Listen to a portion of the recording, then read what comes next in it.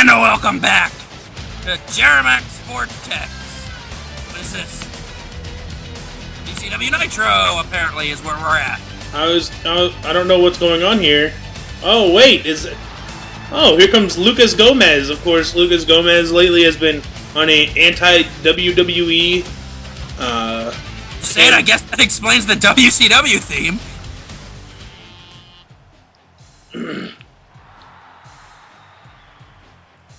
Well, I guess he's not going to stop. He lost to Kofi on Eastern and Heath Slater on Warp.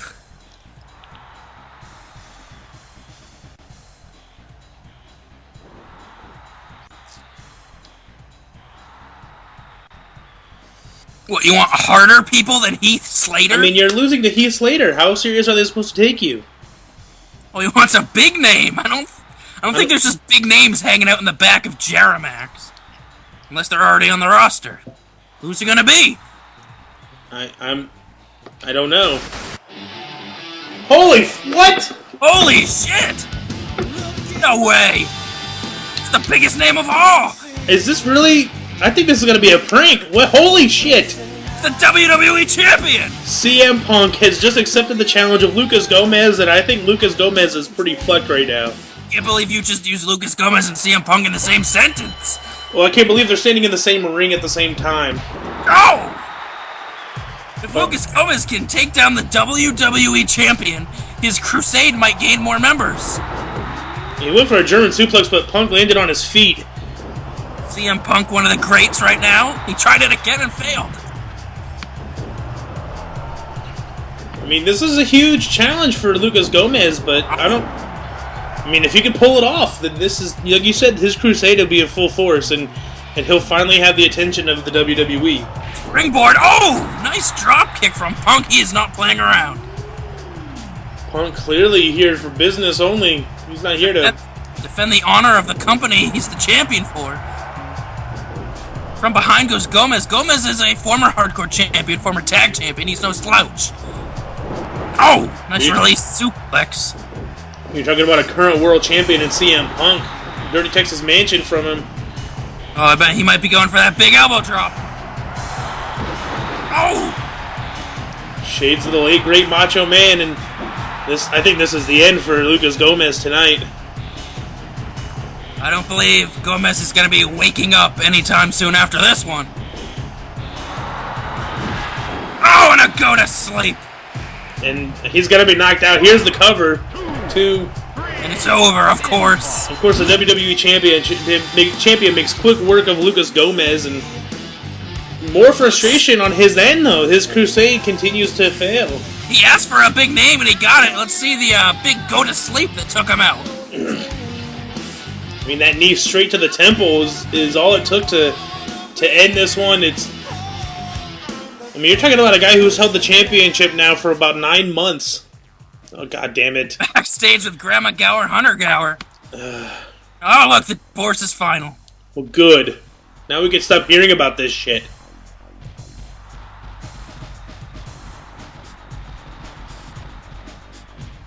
Why are we hearing about old people? Of course, Granny Thriller, Kevin Nash, and Triple H at Black Hole. That is true. She did want a threesome. That's fucking disgusting.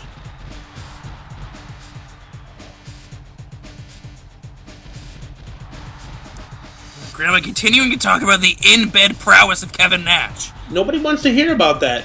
But I am interested about that match that they have at Black Hole. That's going to be a great match. Holds barred, hardcore title on the line. Oh! You know, I wouldn't mind hearing about Stephanie. I'll give you that. But Hunter Gower, not taking too kindly about the words about his ex-wife Stephanie. Well, he mentioned that he was going to try to go back to her, but you and Kalen Rogers used to love that table. Hey, you know what? That's not even funny, you bastard. Fuck you. Obviously sending a message to Kevin Nash by Peta Gowering his ex-wife through a pool table. That's gonna make Kevin Nash... Well, I don't think Kevin Nash actually will care. He probably won't care. Coming up now, we're gonna have a tag team match.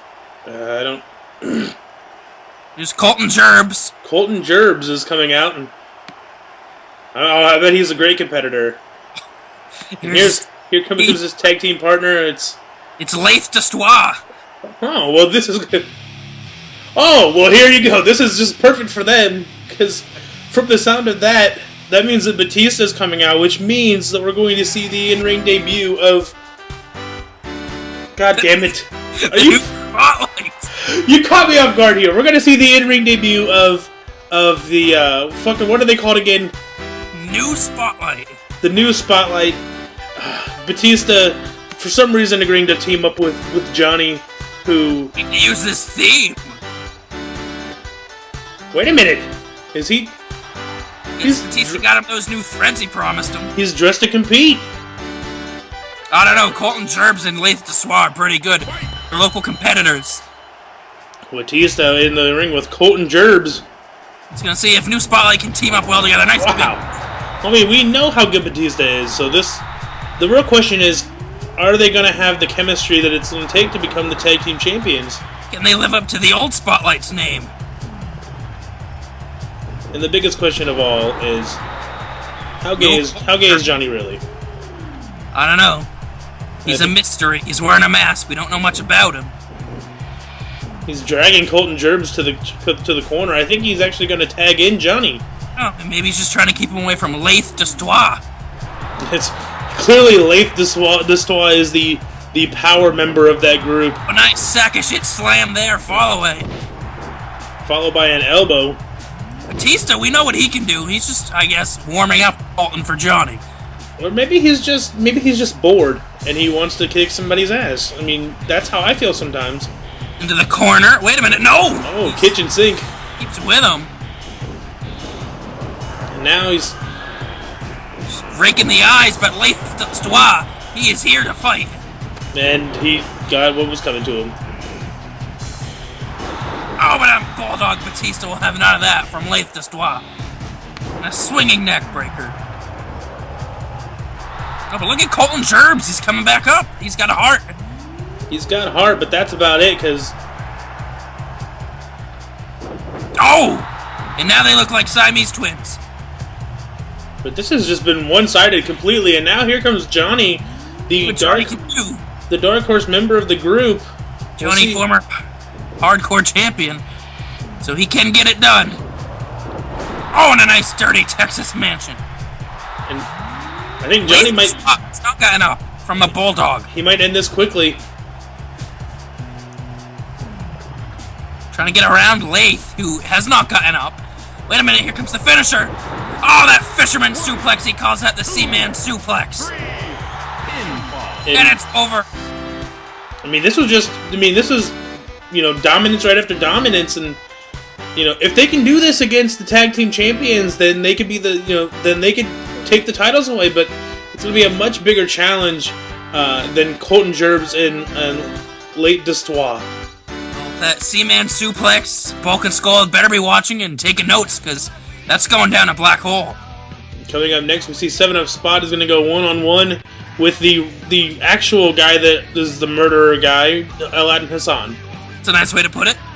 Well, I mean, people got to understand that I was drunk that time, and I'm not drunk now, so I know what I'm talking about. What does this say about Biff Andreas, who was too scared to get in the ring with Aladdin Hassan, but Mr. Money in the Jeri-Bank 7-Up Spot will? I mean, clearly 7-Up Spot doesn't care about his own life. Or maybe it's that mask. Maybe he has confidence. That's not a mask, look, it's a face. Well, but either way, you can't blame Biff Andreas for not wanting to get in the ring with Aladdin Hassan. He has murdered somebody. Whether or not I like the guy, he murdered somebody. So everybody... It's an accident!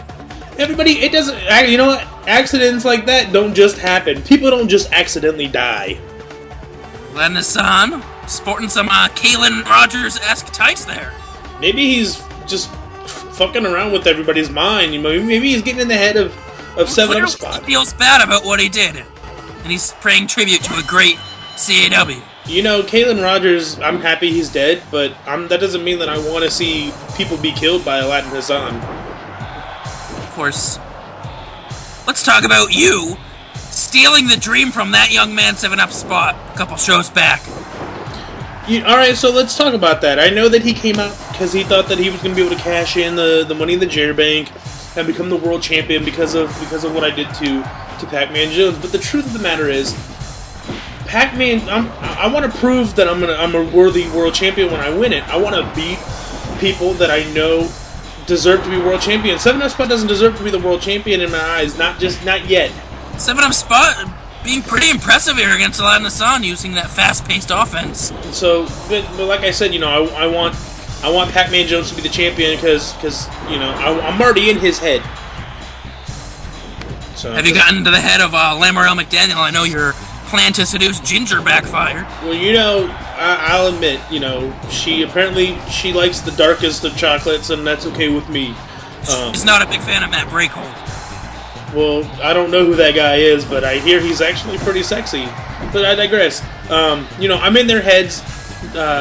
Right now, the question is Aladdin Hassan's head clear? Because, he's got to be thinking about whether or not he's going to murder 7-Up Spot. We could see the end of... here's a cover. Well, I'm pretty sure we're not going to see Spitfire after what happened. I mean, how else is he going to finish the match? Unless he wants to win. He has the Arabian Nightmare. Of course, that's more of a signature maneuver, but... But either way, maybe he doesn't care.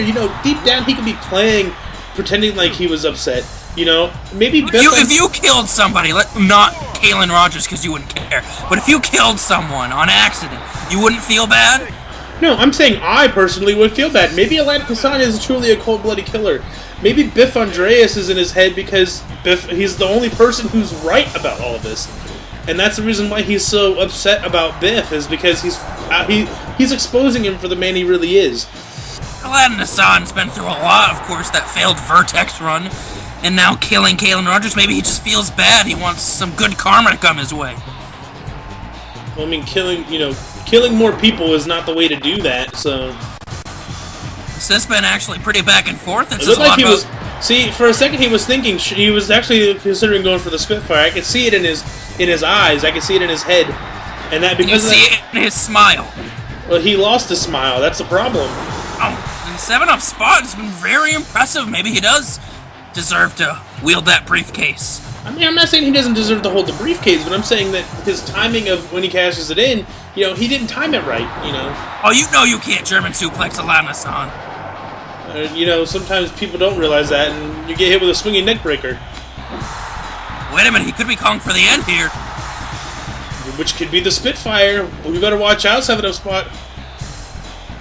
Or no, he's hesitating again. Did hesitate, and now 7-Up Spot in control. Nice shin kick. But the hesitation is what gave 7-Up Spot the control back into the match. Backbreaker. And 7-Up Spot, he can take that control. We've seen he's been very dominant, actually, for such a cartoon character. And now Aladdin Hassan signaling again. Here we go. See, he got for the Arabian Nightmare. He had to think about that one. But see, deep down, he wanted to do the Spitfire. He wanted to. You could see it. I told you. He wants to do that move. See, he's not done yet. He's going to do it. Just wait and see.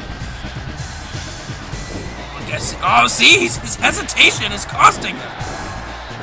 Biff Andreas can definitely take advantage of this at Black Hole in their match. I mean, Biff Andreas is a very skilled competitor, and any hesitation shown by... Could this be it? Will he not need a Spitfire? Oh! 7-Up Spot barely kicks out at 2. Actually, that hurt the back of his neck, though. His tiny, tiny neck. But like I said, Biff Andreas is going to be able to take full advantage of any hesitation that Aladdin Hassan will show at Black Hole. It's reversal there. The ropes, goes 7-Up Spot. Very back and forth match. Nice power slam. I'm thinking he's thinking about another Spitfire. I mean, at this point, what else can he do to 7-Up Spot other than not hesitate? He's tried everything in his arsenal, and that's... He's not short, and it's costing him. Another reversal by 7-Up Spot. Wait a minute! What did I say? What did I say? He doesn't care. I think there was only one Spitfire. He did hit Kalen with about 6. But like I said, he doesn't care about the safety of his opponents. He is completely okay with using a move capable of killing other wrestlers. Again, it was only one. But he's used Spitfire plenty of times before Kalen's death. But a lot of hesitation. Biff Andreas could use that to his advantage at Black Hole. I mean, this was this match could have been done a lot sooner had he not hesitated on himself. Wait. 7-0. 7-up spot. What did I say? Hey, he could be a... You take a fireball to the face, you're not gonna get up right I'm not... away. Hey, I refuse to get in the ring with that man. That's the thing. See? This isn't good. If Andreas' life is in danger. It only takes one, and we have the proof now. Can we get somebody out here, please? And this is the man who held money in the Jeri-Bank. Oh, no, he's dead.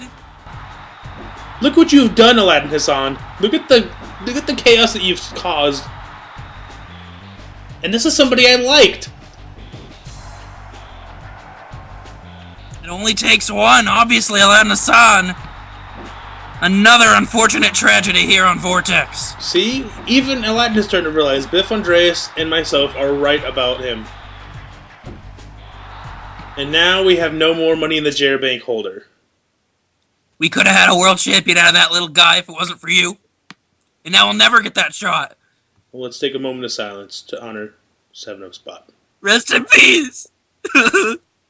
He was an original.